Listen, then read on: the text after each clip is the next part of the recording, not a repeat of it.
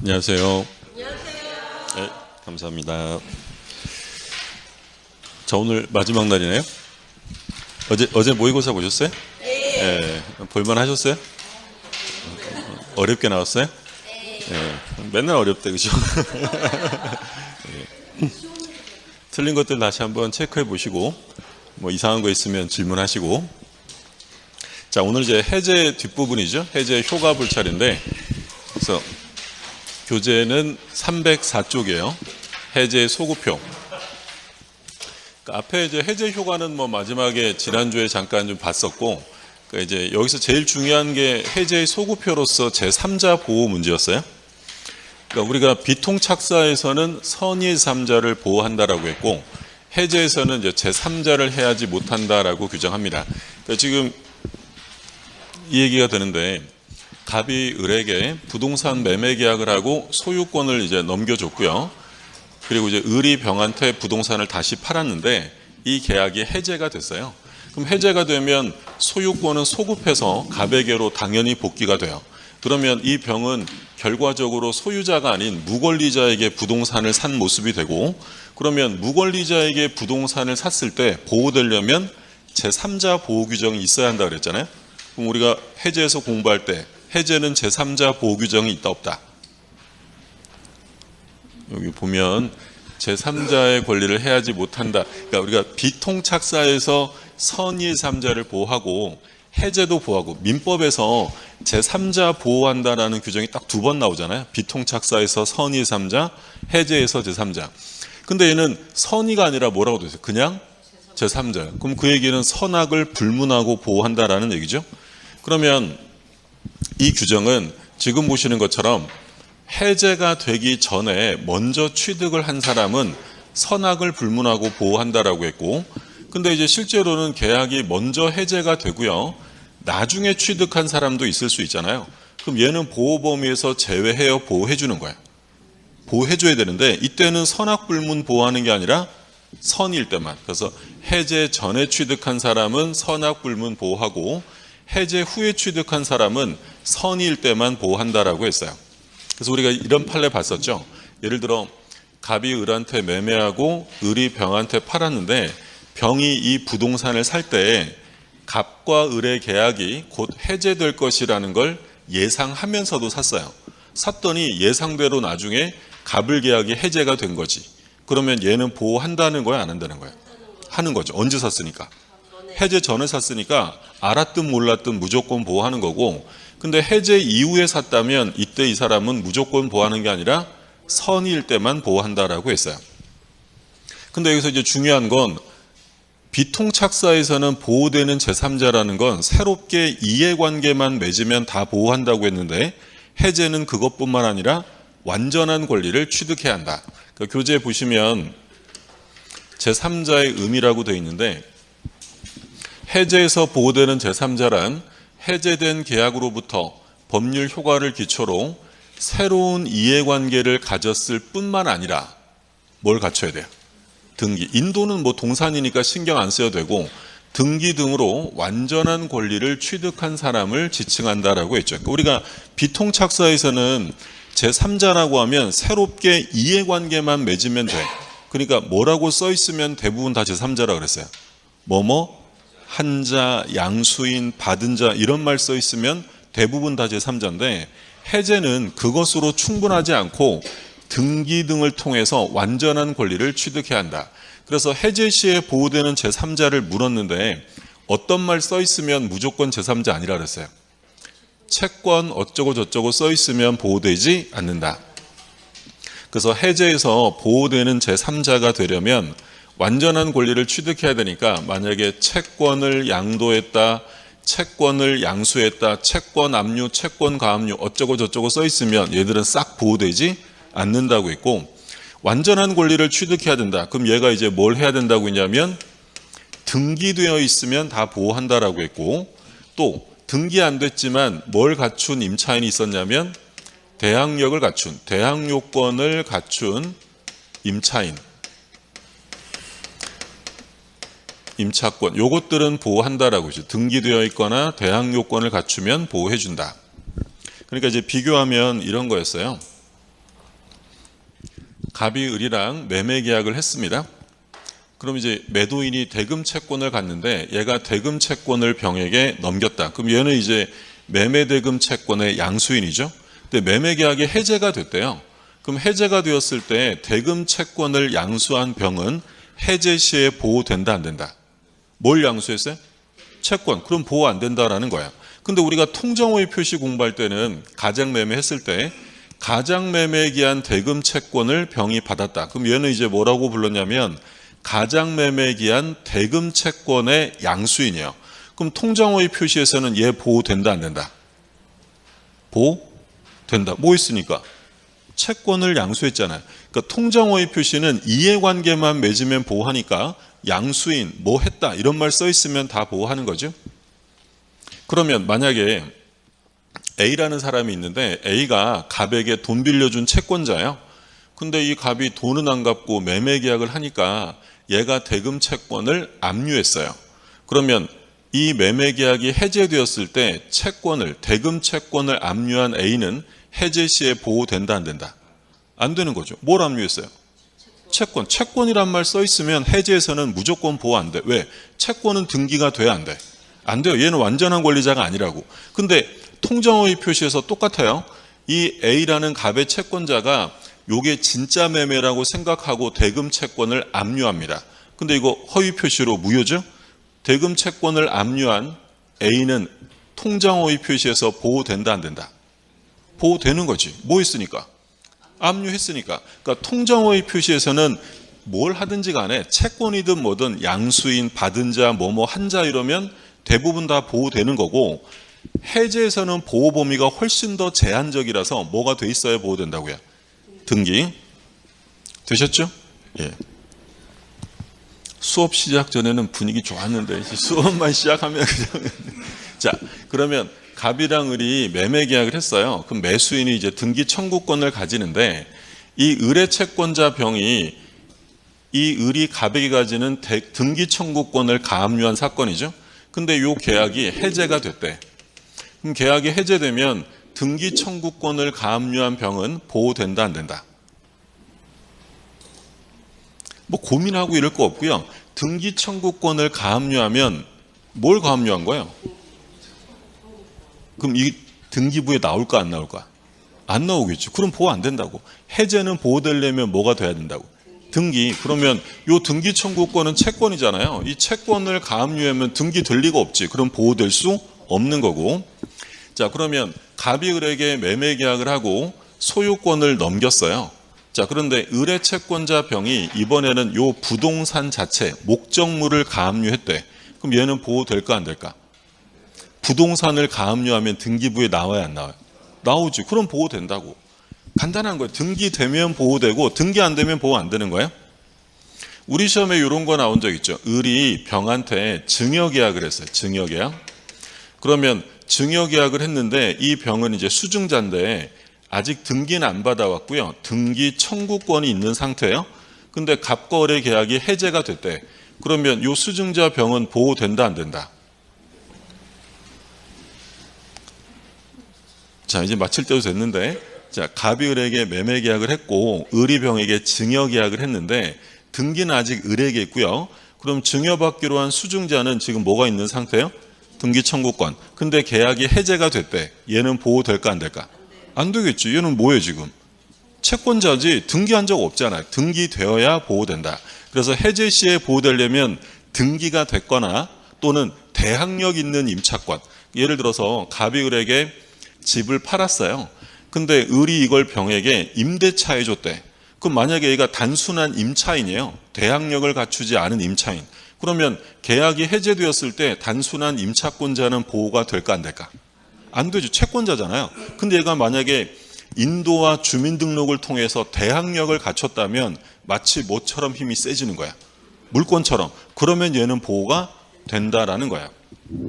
종합하면 등기되어 있거나 대항력 있는 임차권을 갖춰야 보호되고요.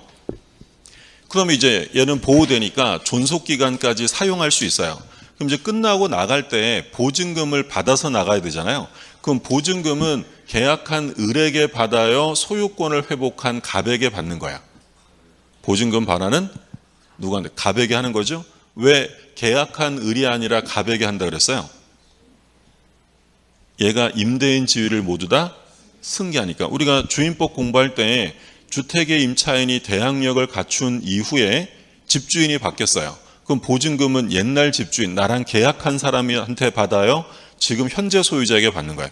현재 소유자에게 받는 거죠. 똑같은 거예요. 얘랑 계약했지만 얘가 소유권을 복귀받았다라고 하면 보증금은 얘한테 청구하는 거지. 그 얘기하는 거고. 자, 그러면 만약에 이 병이라는 사람이 가등기했대요. 가등기. 가등기한 사람은 해제 시에 보호된다 안 된다? 그러니까 좀 전에 뭐라 그랬냐면 등기하면 보호한다 그랬잖아요. 등기했어요 안 했어요? 등기했다고 써 있잖아. 써 있으면 보호된다고. 등기했으니까. 자, 그러면 무허가 건물 관리대장의 소유자로 등재됐어요. 얘 보호된다 안 된다? 등기됐어요 안 됐어요? 안 됐지. 그럼 보호 안 된다고. 무허가 건물 관리대장은 소유자를 공시하는 제도가 아닙니다. 그러니까 얘는 완전한 권리를 취득한 사람이 아니니까 보호 안 되고 등기된 사람은 보호한다라고 했어요. 자, 그럼 이제 결론. 어렵지 않아요. 뭐가 돼 있으면 보호된다고? 등기죠. 예. 자, 그럼 볼게요. 여기서 이제 뭐 쭉 다 써 있는데 요건 뭐 읽어보시면 되고 마지막으로 이제 요거를 정리한 게 요 표였어요. 그러면 보호되는, 이건 뭐 반드시 기억하셔야 되는 매우 중요한 건데, 일단 보호되는 제3자 뭘 가압류했다고 써 있어요? 부동산을 가압류. 그럼 등기가 됐겠네. 그럼 보호되는 거고, 얘는 대항 요건을 갖춘 임차인 보호되고요. 그리고 소유권, 저당권 이런 물권을 취득한 사람 보호되고, 그리고 4번은 마지막에 뭐 했다고 써 있어요? 가등기했다라고 써 있죠. 보호된다라고 했고, 그러면 보호되지 않는 사람 뭘 양수했어요? 채권. 그리고 2번에 뭐야? 채권 가압류. 채권 양도, 채권 양수, 채권 압류, 채권 가압류 싹 다 보호 안 됩니다. 3번 등기 청구권을 가압류했대요. 결국 채권 가압류죠. 등기부에 안 나오고. 그리고 4번은 무허가 건물 관리대장의 소유자로 등재되었다. 등기 안 되고. 자, 5번은 좀 조심하시라고 했던 거잖아요. 5번은 보호가 안 되는데 얘는 위에 애들이랑 좀 결이 달라. 이거 얘는 왜 보호 안 된다고 했냐면 해제된 매매계약의 토지 위에 매수인이 신축한 건물의 양수인이라고 돼 있어요. 그러면 해제된 매매계약은 토지 매매예요? 건물 매매예요? 토지 매매계약이 해제됐다고 써 있잖아요. 그러면 제3자가 되려면 뭘 샀어야 보호되겠어? 그 토지를 샀어야지. 근데 얘는 그 토지를 산 게 아니라 토지 위에 지어진 뭘 샀대요? 건물을 샀대. 매매계약이 해제된 건 토지 매매가 해제됐는데 그 토지를 산 게 아니라 토지 위에 건물을 샀다는 거예요. 그러면 얘는 해제된 매매계약에 직접적 이해관계가 없다는 거예요. 따라서 얘는 보호되지 않는다라고 했어요. 보호되는 제3자는 뭐 자주 출제가 되니까 보호되려면 뭐가 돼 있어야 돼? 등기되어 있거나 또는 임차인이면 반드시 대항력을 갖췄어요. 나머지는 보호 안 됩니다. 자, 그리고 해제는 원상회복이죠. 얘는 여기 보시면 선악 불문, 현존이익 묻지 않고요. 받은 것 전부를 상대방에게 돌려줘야 돼. 그래서 우리가 중요하게 본 게 해제는 무조건 원상회복이니까 선의점유자에게 과실취득권이 인정이 돼야 안 돼요? 안 돼요. 무조건 원상회복. 그러니까 돈 받은 사람도 뭘 붙여야 돼? 이자가산 해야 된다라고 했죠. 뭐 원상회복의 내용은 참고사항, 뭐 받은 물건, 원물 상환을 원칙으로 하는데 만약에 물건이 훼손되었다 뭐 이러면 돈으로 주면 되고요. 그리고 여기 이자를 붙이는 이유는 요 이자는 누가 잘못해서 붙이는 게 아니라 이건 부당이득의 성질입니다. 이행지체로 인한 손해배상이 아니다. 그러니까 얘가 과실을 돌려주는 만큼 얘도 이자를 붙여줘야 되잖아요. 그럼 요 이자가 가지는 성질은 뭐 매도인이 잘못해서 이자를 붙이는 게 아니라 요 원금의 이자까지 합친 게 바로 뭐가 된다는 거야. 부당이득이니까 다 돌려줘야지. 그러니까 잘못한 게 있든 없든 동시행관계이든 아니든 상관없이 돈 받은 사람은 무조건 뭘 붙여야 돼요? 이자가산 해야 된다. 그게 이제 다시 한번 판례박스에 나와 있죠. 그러니까 이는 원상회복 범위에 속하는 것이며 일종의 부당이득 반환의 성질을 가지는 거지 이행지체, 뭘 잘못해서 붙이라는 게 아니다라는 거예요. 따라서 동시행관계에 있는지 여부와 상관없이 돈 받은 사람은 무조건 법정이자, 연 5푼이죠.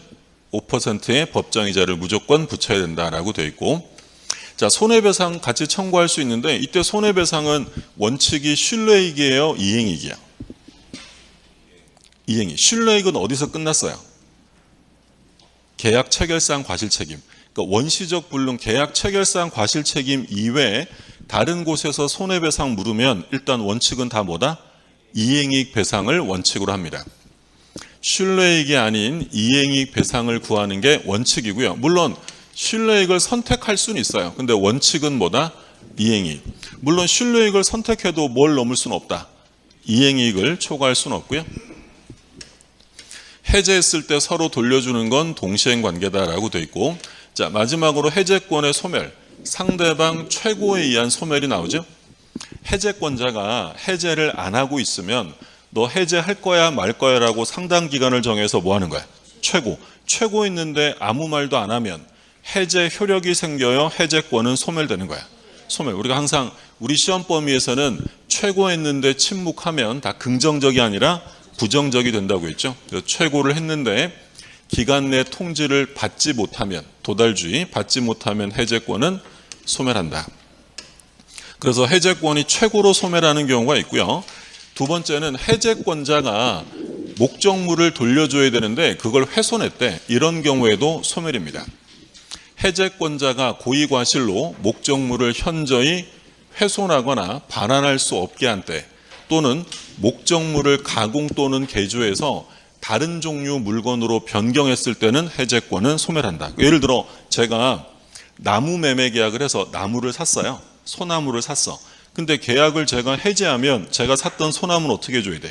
돌려줘야죠. 근데 제가 그 나무 사가지고요, 이미 어떻게 했냐면 전부 다 가공해가지고 테이블도 만들고 의자도 만들고 바꿔버렸어요. 그러면 저는 그 나무를 돌려줄 수가 없게 됐죠. 가공이나 개조해서 다른 종류 물건으로 변경했다면 더 이상 해제할 수 없다. 그래서 목적물의 훼손으로 인한 해제권의 소멸이 있고, 요건 우리가 지난주에 본 거죠. 당사자가 여러 명인 경우에 소멸. 1인에 관해서 해제권이 소멸하면 다른 사람한테도 모두 다 소멸. 이걸 우리 뭐라고 불렀어요?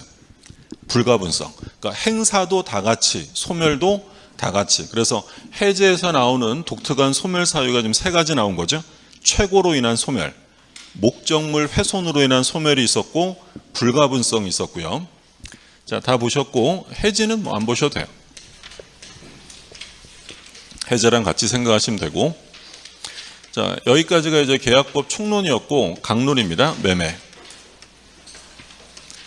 조문을 보시면 매매는 당사자 일방이 재산권을 상대방에게 이전할 것을 약정하고, 상대방은 대금 지급을 약정함으로써 효력이 생깁니다.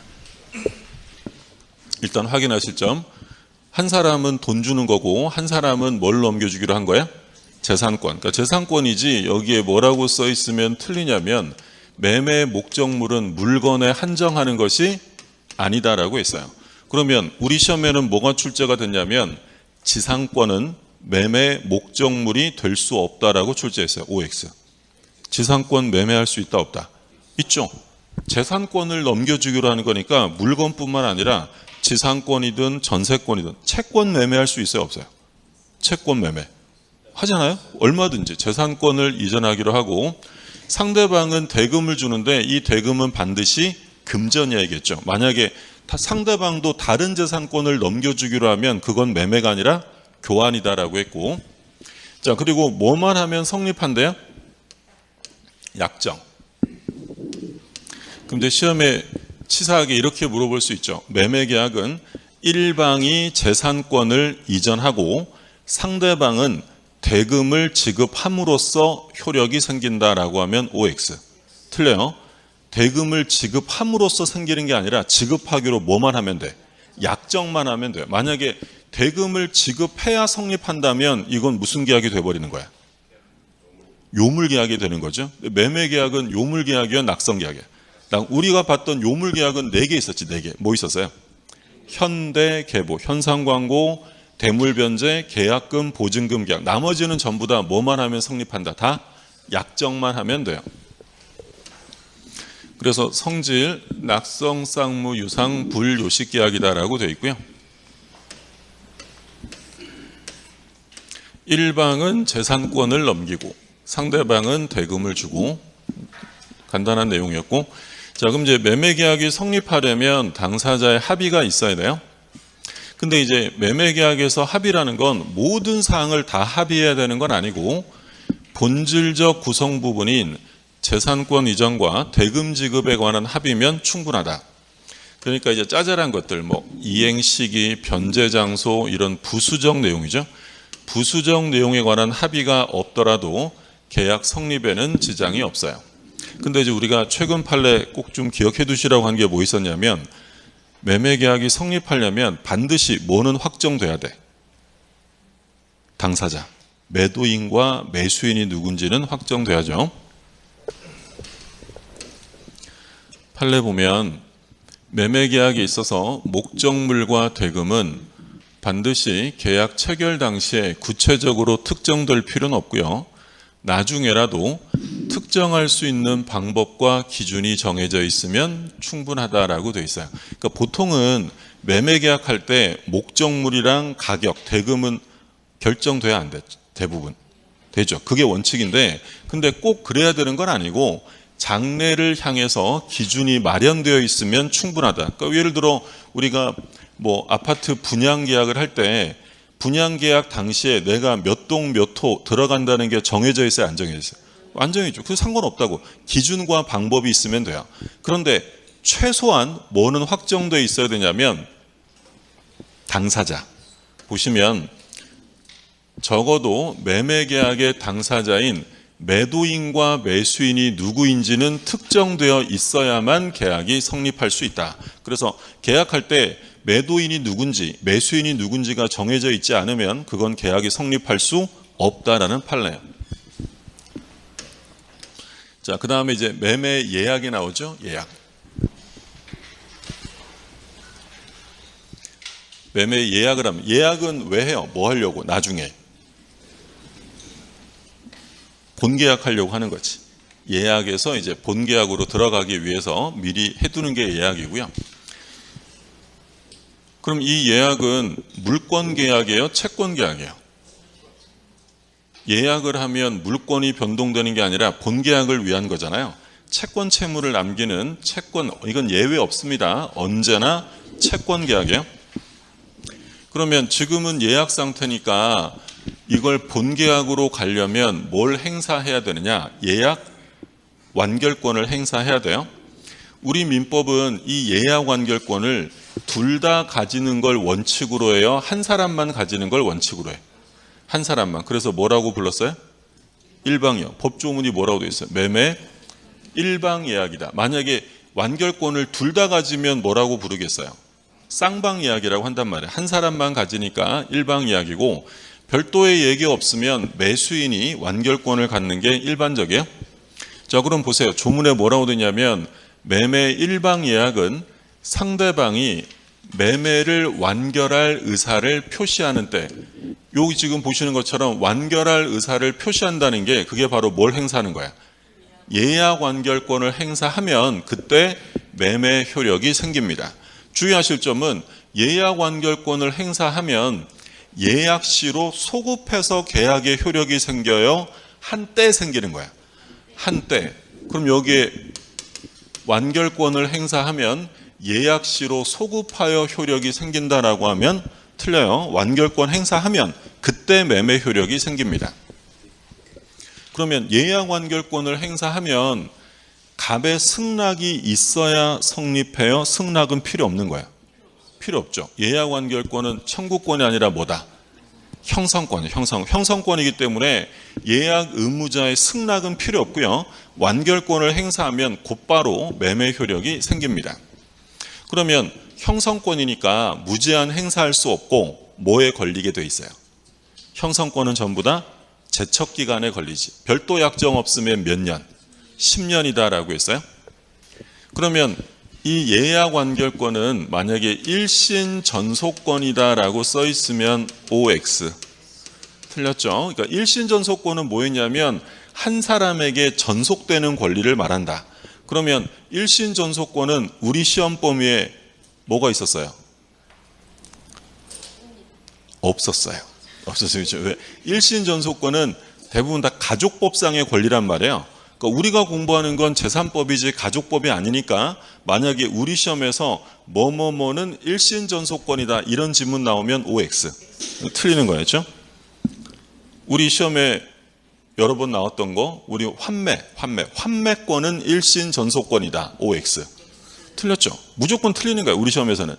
또 뭐가 출제가 됐었냐면 임대차에서 임대인의 해지권은 일신 전속권이다. OX. 틀려요. 고민할 것도 없어. 전부 다 일신 전속권이 아니에요.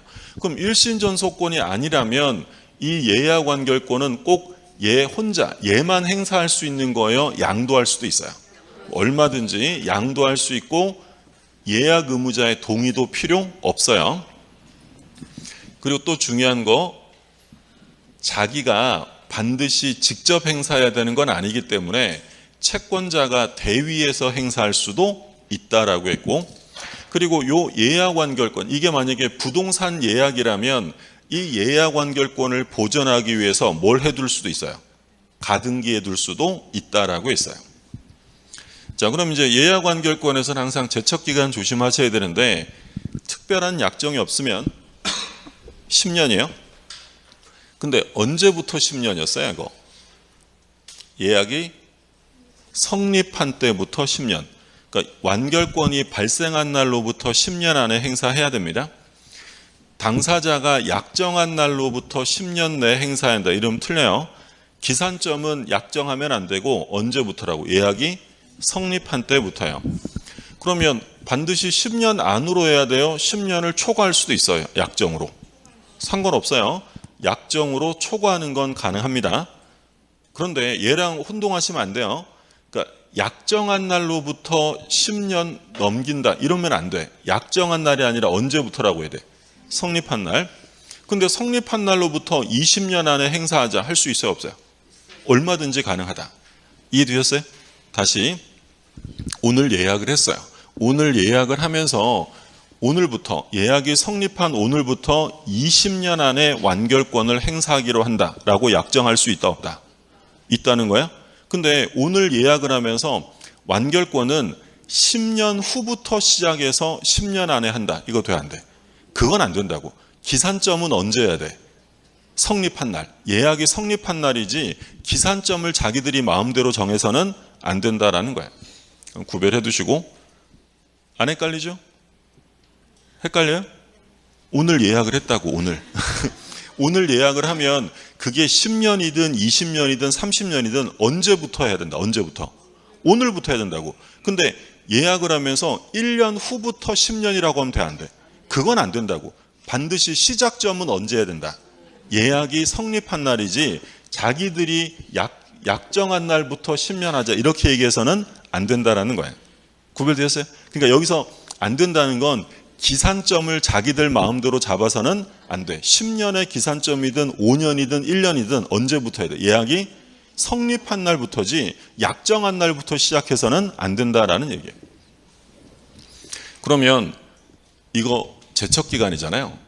그럼 제척기간은 신속한 법률관계 확정을 위해 만든 거라고 했죠. 중단이라는 제도가 있다 없다? 없어요. 중단이라는 제도가 없다. 그럼 만약에 요 예약 완결권자가 목적물을 미리 인도받았대. 그럼 인도받았다면 10년으로 소멸하지 않아요? 그래도 소멸하는 거예요. 그래도 소멸한다라고. 인도받았어도 10년 지나면 소멸하는 거예요. 그러니까 소멸시효랑 달라요. 소멸시효는 권리를 행사하면 소멸시효가 어떻게 돼요? 중단되고 또 시작이 되죠. 그러면 빨리 끝나요? 권리 행사하면 계속 연장되는 거예요. 계속 연장되는 거죠. 근데 제척기간은 소멸시효가 아닙니다. 얘는 신속하게 법률관계를 확정짓기 위한 제도였기 때문에 중단이라는 제도가 없어요. 만약에 중단이라는 제도가 있으면 빨리 끝나요? 늦어지는 거예요. 늦어지는 거지. 중단이라는 제도 없다.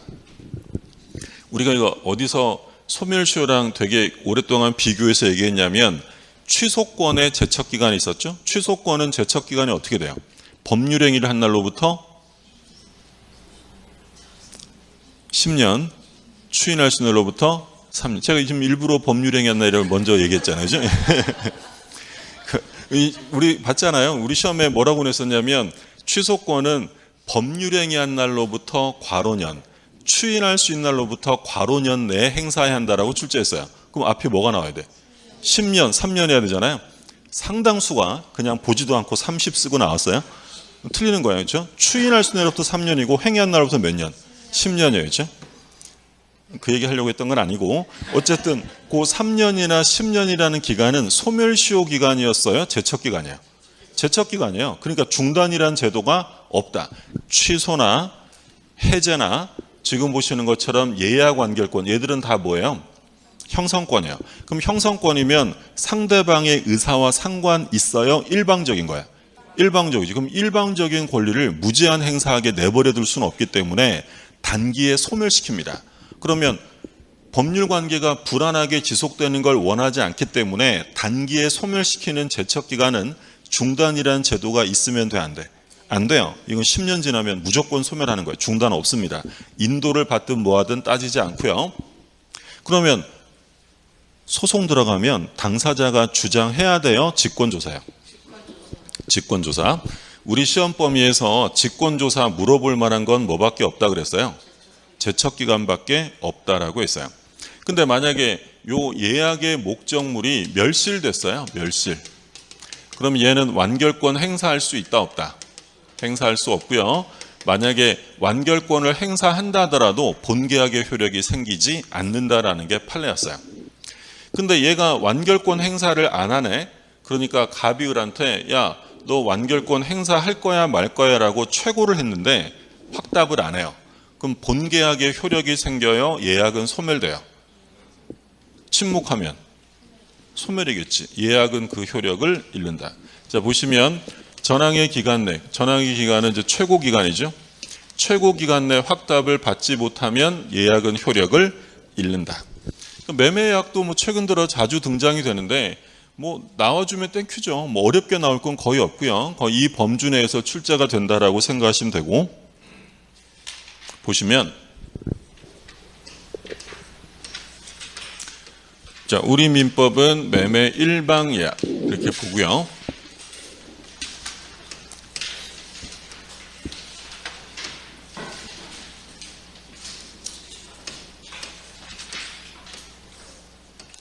특별한 약정이 없으면 일방예약으로 추정한다라고 했고, 예약 완결권, 뭐 완결권이 제일 중요하죠. 얘는 형성권이에요. 형성권이니까 예약 의무자의 승낙이 필요하다, 필요 없다. 승낙은, 의무자의 승낙은 요구되지 않고요. 그 양도성이 있습니다. 그리고 부동산의 경우에는 뭘 해둘 수 있다고 했냐면 가등기. 근데 리을에 보시면 완결하기 전에 목적물이 멸실돼서 이행 불능이 되었대요. 그러면 이 경우에는 완결의 의사를 표시할 수 없고요. 할 수 없고 만약에 했다 하더라도 효력이 생길 수 없다라고 돼 있어요. 근데 여기서 말하는 이 불능이라는 것은 일시적인 불능이겠어요? 영구적인 불능이에요. 영구적인 거고, 만약에 요 보충 판례처럼 상가에 관하여 매매계약이 성립한 이후 법령상 제한에 의해서 일시적으로 분양이 금지되었다가 다시 허용되었다. 그럼 얘는 불능이 잠깐 되긴 했지만 일시적이었던 거죠. 그러면 완결권 행사는 불능이라고 할 수 없다라는 게 판례고요. 자, 존속기간. 행사기간을 정했다면 그 약정에 의하고, 만약에 약정이 없으면 몇 년 안에 해야 돼요? 10년인데 언제부터 10년이다? 예약이 성립한 때부터 10년이고요. 그리고 니은에 보시면 완결권 행사 기간에 무슨 특별한 제한이 있는 건 아니기 때문에 10년을 초과해서 행사 기간을 정할 수도 있습니다. 20년 약정 할 수 있고요. 그 다음에 디귿, 예약자는 최고할 수 있고 최고했는데 확답 못 받으면 효력을 잃는다. 그리고 제척 기간이 도과했는지 여부는 법원이 직권 조사해야 된다라는 거고요. 자, 요 판례 중요하죠. 제목만 보셔도 되는데 목적 부동산을 인도받았어요. 그럼 인도받았을 때 완결권은 소멸 안 돼요? 그래도 소멸하는 거야. 그래도 이건 중단이란 제도 없기 때문에 10년 지나면 무조건 소멸하게 된다라고 했어요. 자, 여기까지가 이제 매매 예약이고, 그 다음에 이제 계약금. 얘는 뭐 예약보다는 시험에 더 많이 출제가 되었던 내용이고요. 갑과 을 사이에 매매 계약이 체결되면서 을이 갑에게 계약금을 지급하고 계약금 계약이 성립합니다. 그러면 일단 매매 계약과 계약금 계약은 하나의 계약이에요? 별개 계약이야? 별개로 이루어지는 거죠. 얘는 주된 계약이고 얘는 뭐가 되는 거예요? 종. 얘가 주면 얘는 종. 그럼 만약에 매매 계약이 무효 취소 해제로 소멸되면 당연히 계약금 계약도 소멸하는 거예요. 주종의 관계니까. 근데 이 매매 계약은 대금 줘야 성립해요? 약정만 하면 돼? 약정. 이게 아까 무슨 계약이었어요? 낙성 계약이에요. 근데 계약금 계약은 약정만 하면 돼요? 계약금을 줘야 성립해? 줘야 성립하죠. 이런 계약을 뭐라고 불렀어요? 요물 계약이다라고 불렀고, 그러면 이때 계약금 계약이 성립하려면 약정된 계약금의 일부만 줘도 돼요? 전부 줘야 돼? 전부 줘야 돼요? 전부. 일부만 주면 계약금 계약은 성립하지 않습니다. 예를 들어 계약금이 얼마냐면 5천만 원이야. 계약금이 5천만 원인데 돈이 지금 없어서 일단 1,000만 원만 줬어요. 계약금 계약은 성립된다 안 된다? 안 되는 거야. 그러면 계약금의 일부만 지급했다면 계약금에 의한 해제를 할 수 있다는 거예요? 없다는 거야?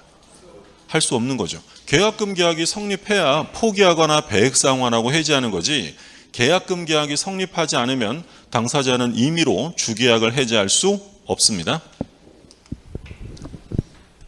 자, 지금 계약금 계약의 성질인데 얘는 요물계약, 요물계약. 그리고 매매계약의 부수적으로 행해지는 종된 계약이야. 그래서 주된 계약이 무효 취소 해제가 되면 계약금 계약도 당연히 효력을 잃게 된다라고 되어 있고요. 자, 판례 뭐라고 되어 있어요? 약정만으로 계약금 계약은 성립할 수 없다. 요물계약이니까 약정만으로 성립할 수 없고요. 그리고 계약금 계약이 성립하지 않았다면 임의로 주계약을 해제할 수는 없다라는 게 판례야. 그래서 여기 마지막 문장만 볼게요. 따라서 교부자가 계약금의 잔금이나 전부를 지급하지 아니하는 한 계약금 계약은 성립하지 아니하므로 당사자가 임의로 주계약을 해제할 수는 없다라는 거예요. 그러면 계약금 계약을 했으면 주계약을 해제할 수 있어요, 없어요? 있지. 배액 주고 해제하면 되는 거잖아요. 그래서 우리가 그런 얘기 했었죠. 그러니까 실무상으로 계약금 계약이 있는 매매 계약과 계약금 계약을 하지 않은 매매 계약 중에서 어느 게 더 구속력이 강하다 그랬어요?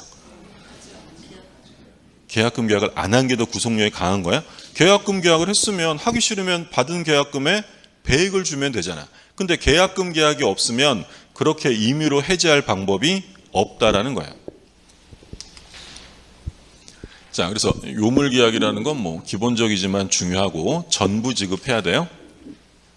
그리고 매매랑 계약금 계약은 하나의 계약이 아니기 때문에 굳이 동시에 성립할 필요는 없고요.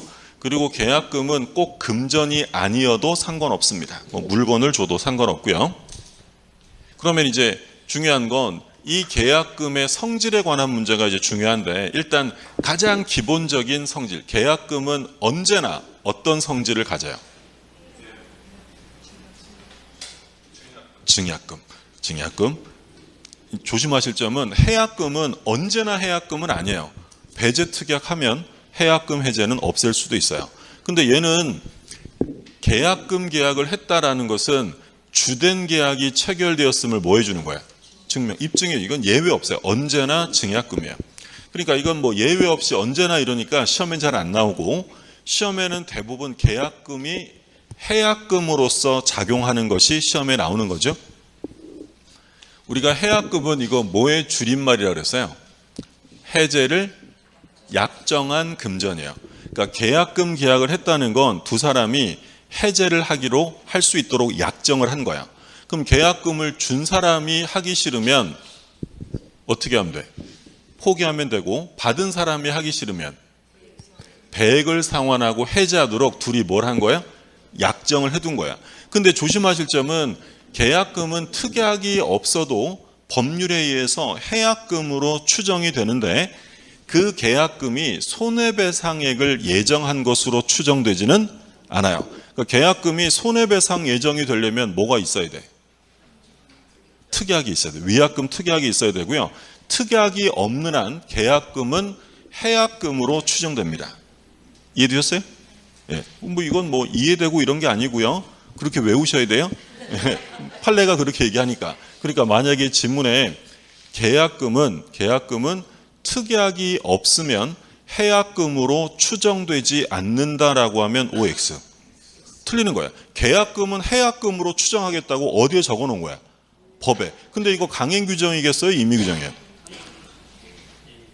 임대차 전까지는 임의 규정이니까, 그러니까 만약에 야 그렇게 해제는 못하는 거야 라고 배제 특약을 했으면 그건 해약금이 아닌 게 되는 거지. 그럼 그런 반대 특약만 없다면 별도 약정이 없어도 계약금은 뭘로 추정한다고요? 해약금으로 추정해요. 그래서 얘가 계약금으로 예를 들어 1,000만 원을 줬어요. 그러면 을은 하기 싫으면 너 가지세요 이러고 포기하면 되고요. 갑이 하기 싫으면 얼마 주면 돼요? 자기가 받은 1,000만 원에 내 돈 1,000만 원 얹어서 100, 2,000만 원 주고 해제하는 거지. 근데 시세가 요즘에 막 올라가니까 얘가 2,000만 원 받고 끝내기가 속상해서 안 받아요. 100을 수령 거절하고 있다. 그럼 수령 거절하고 있으면 갑은 적법한 해제를 위해 공탁까지 해야 돼요? 공탁은 필요 없다. 공탁까지 할 필요는 없어요. 자, 그런데 계약금에 의한 해제는 아무 때나 막 할 수 있는 게 아니라 시간적인 제약이 있었잖아요. 둘 중에 하나라도 뭐 하면 안 돼? 이행에 착수하면 안 돼.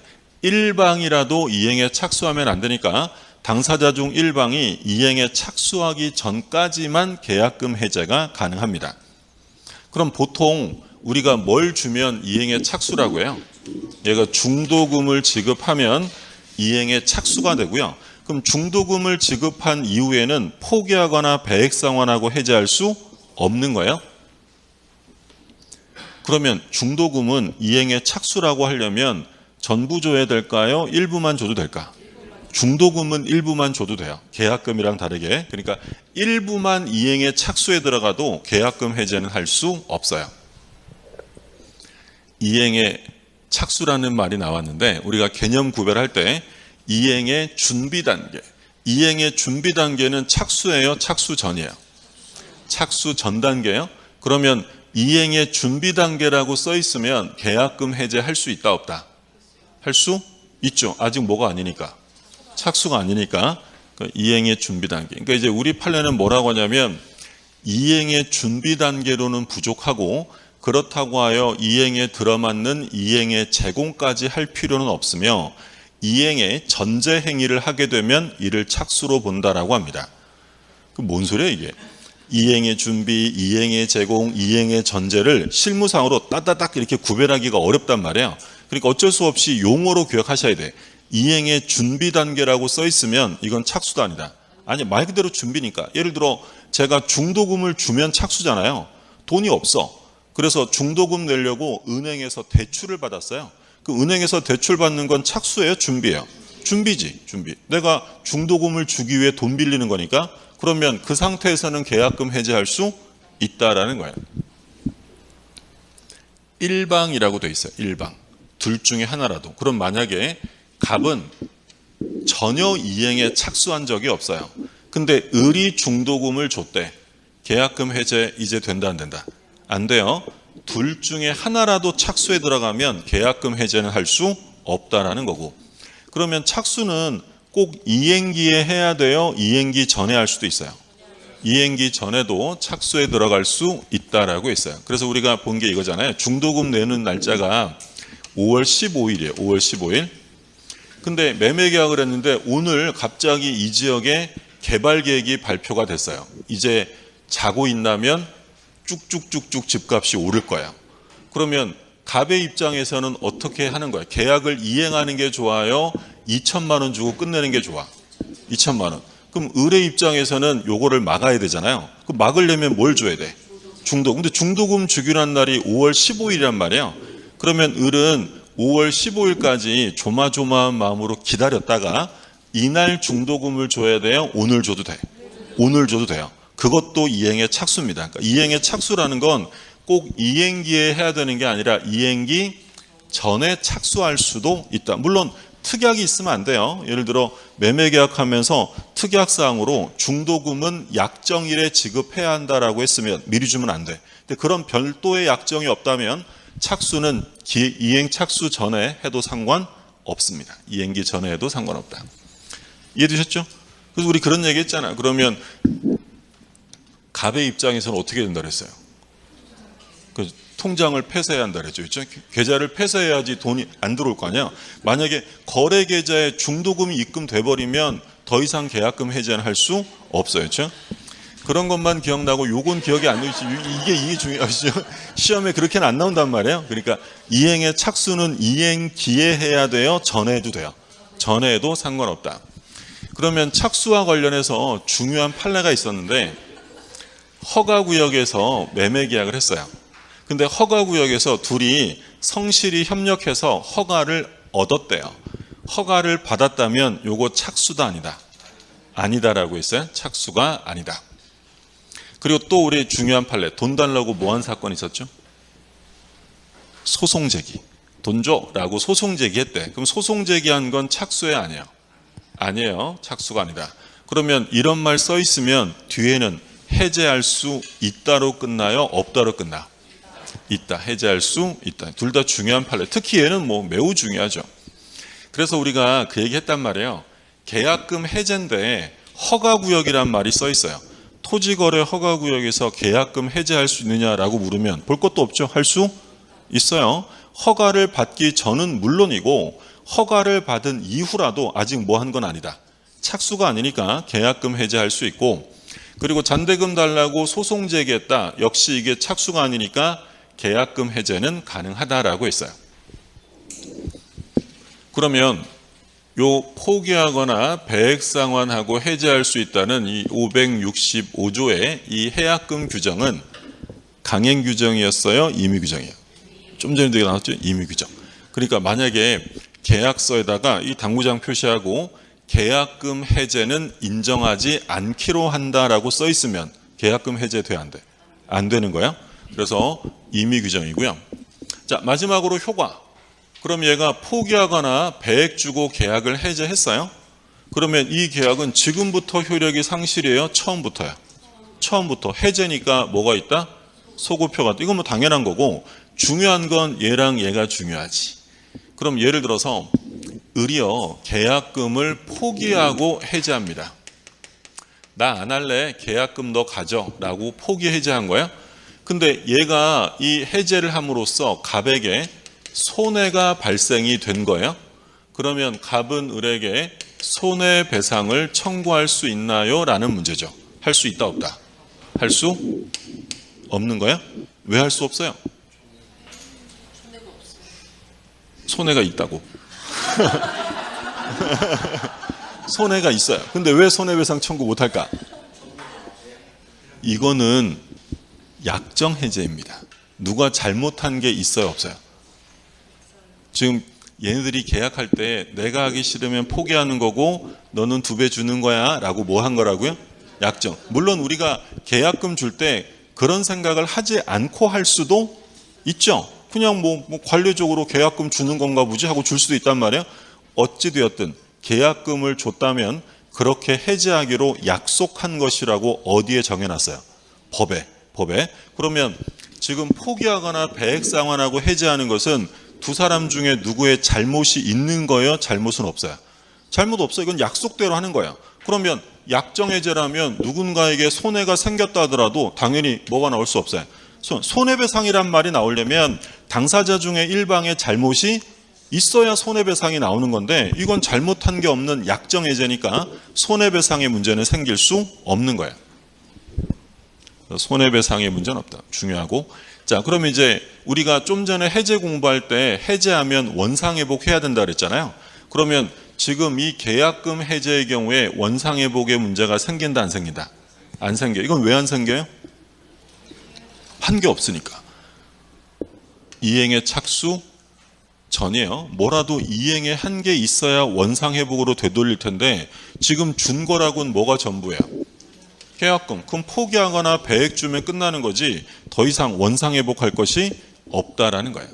중요합니다. 꼭 기억하셔야 되고. 그러니까 지금 우리가 해약금 해제를 공부했단 말이에요.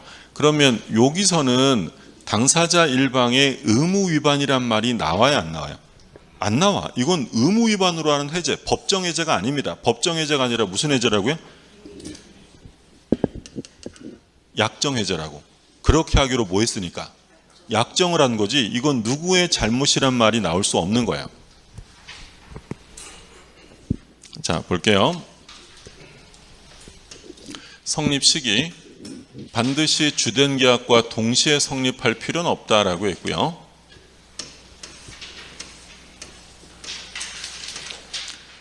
계약금의 최소한의 성질, 증약금이에요. 이게는 뭐 언제나 증약금입니다. 최소한의 성질이고, 그 다음에 이제 손해배상 예정으로서의 위약금은 좀 이따 보시고 먼저 해약금 볼 거예요. 자, 해약금의 추정 조문을 한번 보세요. 매매 당사자 일방이 계약 당시에 금전 기타 물건을 계약금, 보증금 등의 명목으로 교부한 때는, 그러니까 지금 꼭 금전에 한정하는 건 아닙니다. 물건도 계약금이 될 수 있고요. 당사자 간에 다른 약정이 없는 한, 다른 약정이 없는 한이라고 돼 있으니까 강행 규정이라는 거예요? 임의 규정이에요? 임의 규정. 다른 약정이 있으면 거기에 따르면 되는 거고요. 일방이 이행에 착수할 때까지 교부자는 포기하고 수령자는 배액을 상환하고 해제할 수 있다라고 돼 있어요. 자, 551조 규정은 전항의 경우에는 적용하자. 551조가 뭐였냐면 계약의 해제 또는 해지는 손해배상에 영향을 미치지 않는다는 규정이에요. 그러니까 손해배상 규정은 여기에 적용할 수 없다. 왜? 이건 누구의 의무 위반이 아니기 때문이에요. 자, 그럼 요건 보시면 교부자는 포기하면 되고요. 받은 사람은 배액을 주면 돼요. 말로만 하면 돼요? 배액 제공해야 돼. 해야죠. 그렇죠? 그래서 여기 보시면 해제 의사표시는 의사표시만으로는 부족하고 배액의 제공이 있어야 해제 효과가 생깁니다. 근데 이제 중요한 거, 안 받아요? 수령하지 않는다 하여 뭐 할 필요는 없다. 공탁까지 할 필요는 없다. 공탁이 필요 없다는 게 몇 번 출제됐었고,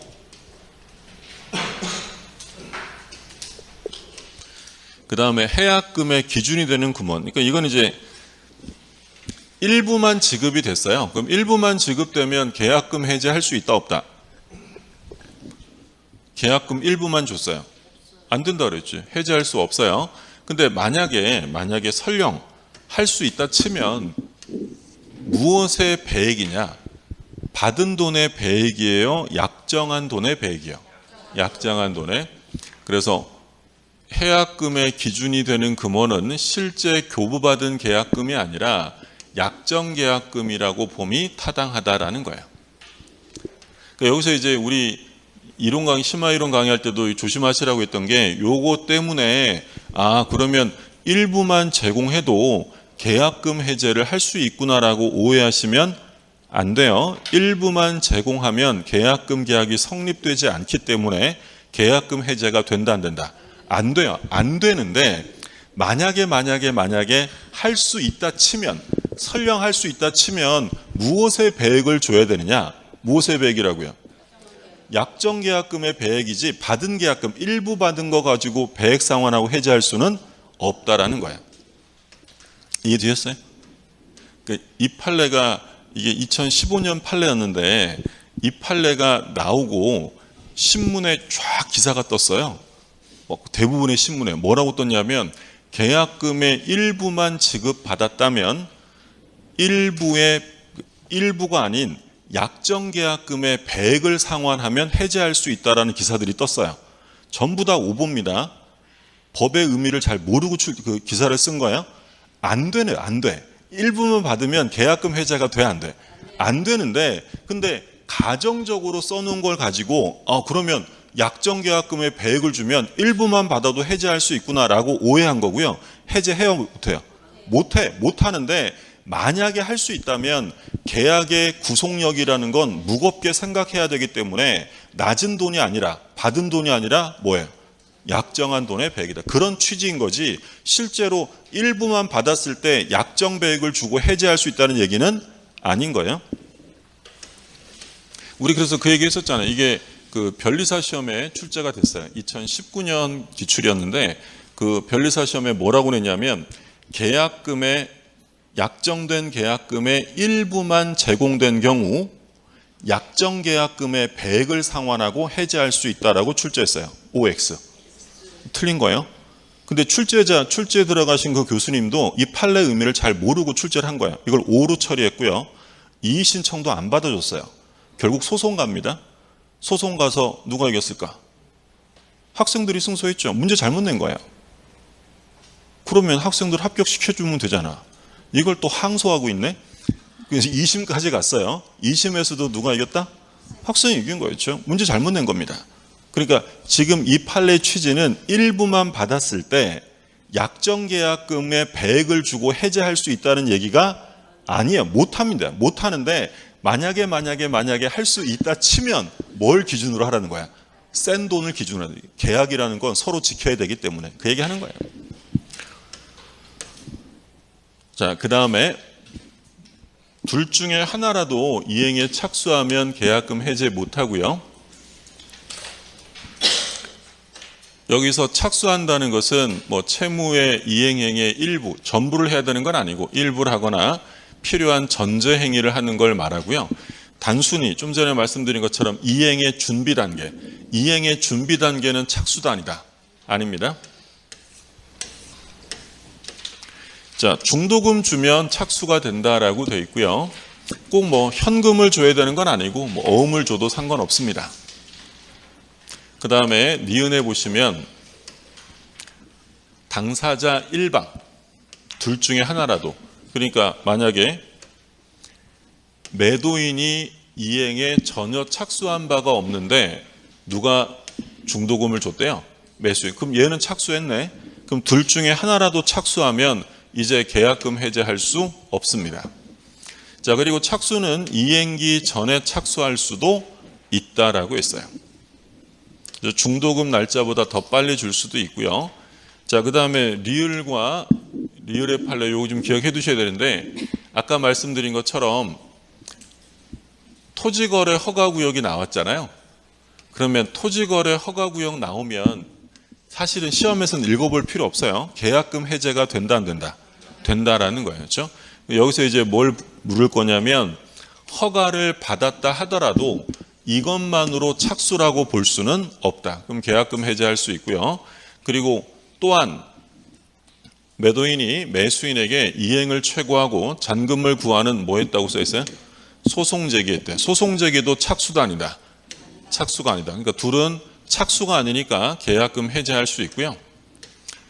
자, 그리고 얘는 임의 규정이니까 배제 특약이 없어야 돼요. 만약에 계약금 해제를 인정하지 않기로 특약하면 계약금 해제할 수 없고요. 해제 효과입니다. 얘도 해제니까 뭐가 있대요? 소급효가 있어요. 처음부터 효력 상실이고, 그리고 이제 중요한 거 원상 회복의 문제가 생긴다 안 생긴다? 안 생기고요. 그리고 손해배상의 문제가 없다. 원상회복 없고 손해배상 없습니다. 중요하니까 잘 봐두시고요. 좀 쉬었다 보죠.